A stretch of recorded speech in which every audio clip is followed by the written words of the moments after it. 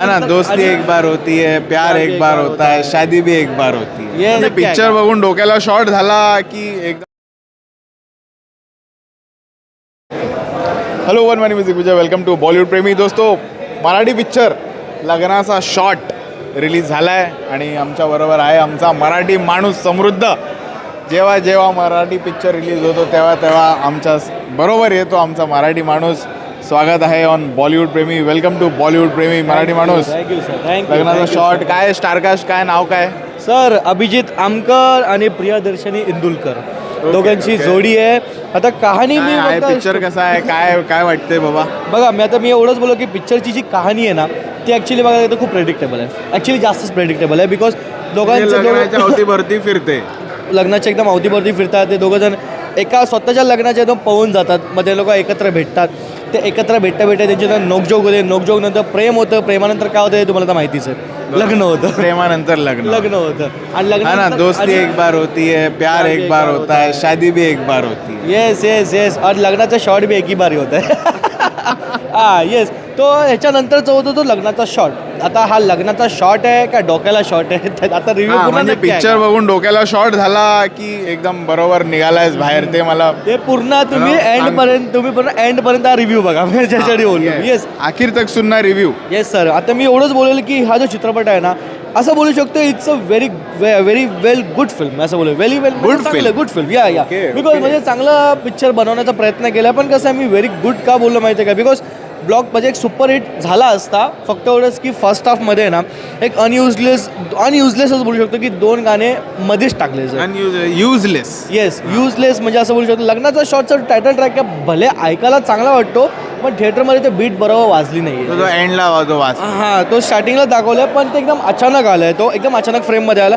त्यानंतर सेकंड हाफमध्ये पण आहे ना एकदम अचानक फ्रेममध्ये आला. बट पिक्चरचा सर्वात मोठा टर्निंग पॉईंट जेव्हा आहे, जो सेकंड हाफमध्ये जेव्हा एक अनोळखी व्यक्ती जो चायच्या टपरीमध्ये येतो, तो त्या सीनमध्ये ना जेव्हा हायलाइटेड सीन, तो सर्वात म्हणजे मी तेव्हाच घुसलेलो आतमध्ये. Yes yes. फर्स्ट हाफ माझा राहिलाय बघायचा, तो पण मी बघीन जर मला आजचा रिव्ह्यू अपील झाला तर.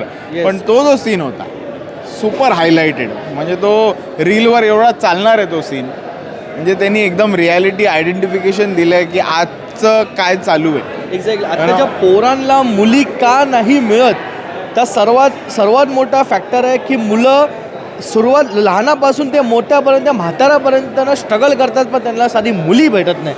का मुलींची अपेक्षा, मुलींना हे घर पाहिजे, मुलींना हे पाहिजे, मुलींना ते पाहिजे. पण पोरं चला जमून केस पांढरी होतात तरी पण ते बोलतात की बाबा तू म्हातारा झालास. पण ते स्ट्रगल त्या मुलीला दिसत नाही पाहायला गेलं तर. आता जी आमची कॅमेरामॅन आहे तिला त्या गोष्टी ती मला रागाने बघते, ते बोलू नका एवढंच बोलत. बट एवढंच आहे की बघा ही फिल्म आहे ना प्रत्येक पोराला आवडेल. बिकॉज आता बघा मी एवढंच बोललो की अभिजित आमकर यांना मी टकाटकमध्ये बघितलं होतं. टकाटक पहिला पार्ट प्रथमेश बरोबर. नाही प्रथमेशचा दुसरा पार्ट होता सर. हां सॉरी, प्रथमेश बरोबर पण होते त्या टकाटकमध्ये. म्हणजे त्यांचं काम थोडं ठीक होतं तेव्हा, पण ह्याच्यात मस्त काम केलं आहे. काम चांगलं आहे. हां म्हणजे एक्सप्रेशन जे दिले त्यांनी ना, तेव्हा तो बोलतो की यार मी तुझ्या प्रेमात पडलो, है ना, माझ्या डोक्याला शॉर्ट होतोय, हे ते म्हणजे जे एक्सप्रेशन दिले तिच्या बरोबर जे, आणि कॉन्व्हर्सेशन खूप आहेत पिक्चरमध्ये. कॉन्व्हर्सेशन छान लिहिलेत. Yes exactly. कमी होता मी एवढं ना अभिजित आमकरने खूप अप्रतिम काम केलं. वन साइडेड बघायला तर थोडा लांबून ना कार्तिक आर्यन वाटतं सर. मराठी इंडस्ट्रीतला कार्तिक आर्यन आम्ही नाव दिलंय. येस आणि अभिजितला काम दाढी मस्त ठेवली. दाढीचा तुम्ही एकदम बघायला लुक मस्त वाटतं. आणि प्रियदर्शनी इंदुलकर अख्ख्या पूर्ण चित्रपटामध्ये 95% ती ना अख्खी साडीमध्ये, आणि याच साडीमध्ये जे पोस्टरवर आहे ते, ज्या पोस्टरमध्ये त्या साडीमध्ये व्हेरी ब्युटिफुल. मला ओके वाटली. Average looking girl, proper Marathi. म्हणजे असं जसं बाजूला राहते आमच्या मुलगी तसं. आमच्या काकूची पोरगी नक्की वाटत होती. हे येडा आहेस का तू, हे का एकदम तुला असं बोलू शकतो की मराठी ॲक्सेंट आहे. मुलगी मस्त काम केलं आहे. आणि यस अभिजित आमकरने खूप चांगलं काम केलं, नो डाऊट. बिकॉज म्हणजे तुमचा दुसरा चित्रपट आहे असं बोलू शकतो. दुसरा सेकंड पिक्चर आहे. बट येस ते सिरियलमध्ये काम करायचे, पण त्या सिरियलमध्ये मोठ्या पडद्यावर आले. तर मी सर्वांना अपील करेल की तुम्ही जर हा चित्रपट नक्की बघायचे. जे जेनझीज कम्युनिटी आहे ना त्यांना जास्त अपील करेल त्यांना. बट येस जे आमचे मराठी जे जेनझी पोरं आहेत त्यांना बघायला पाहिजे. येस. आता बघायला गेलं ना या चित्रपटामध्ये ना सिनेमॅटोग्राफी आहे ना, कलर शेड, कलर हायलाईट खूप अप्रतिम वापरले बघा. आता जो फर्स्ट हाफमध्ये जो एक गाणं येतं एकदम अचानकच टाकलं आहे. गाणं ऐकायला चांगलं वाटतं.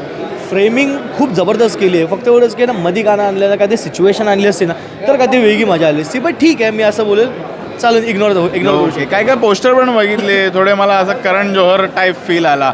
काय काय पोस्टर, शिफॉनची साडी आणि असं ते रणवीर सिंगने रॉकी राणीमध्ये कसं पोस्टर क्रिएट मिले एकदम तसं टाईपचं. पण ठीक आहे, मी असं बोलतो बघ, मराठी इंडस्ट्रीनं काहीतरी वेगळं करायचं बघते. नाही तर काय पिक्चरचं आपण लग्नाचा शॉट जायचा, डोक्याला शॉट, असे काय भयानक पिक्चर बघतो जसं डोक्याला शॉट. बघा आता डोक्याला शॉट नाही झालाय हा पिक्चर बघून आमच्या मराठी माणूस समृद्धचा. एक फर्स्ट हाफमध्ये एक सीन होता, तो हॉटेलवाला सीन होता.